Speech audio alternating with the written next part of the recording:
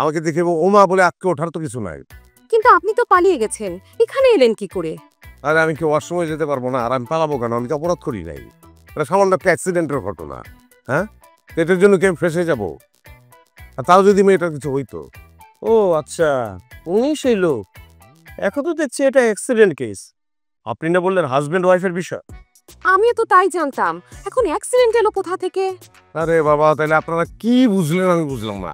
মেয়েটা আমার গাড়ির সামনে এসে দাঁড়াইছে, হয়তো একটু ধাক্কা লাগছে, তোকে আমি অ্যাক্সিডেন্টও বলতে চাচ্ছি না, তারপর ধরে নিলাম অ্যাক্সিডেন্ট। মাই গড, আপনি আপনার ভাইকে গাড়ি চাপা দিয়ে মারতে চেয়েছিলেন? কি সর্বনাশ! আরে আমার তো মনে হচ্ছে যে আমি পাগল হয়ে যাবো। অদ্ভুত তো, আপনারা এরকম কেন? এসব পারেন কিভাবে আপনারা? স্যার, কেসটা জটিল মনে হচ্ছে। লোকটা আবার সাইকো না তো? হতে পারে, আমি দেখছি। আচ্ছা, আপনার বিষয়টা কি বলুন তো, সবকিছু খুলে বলুন।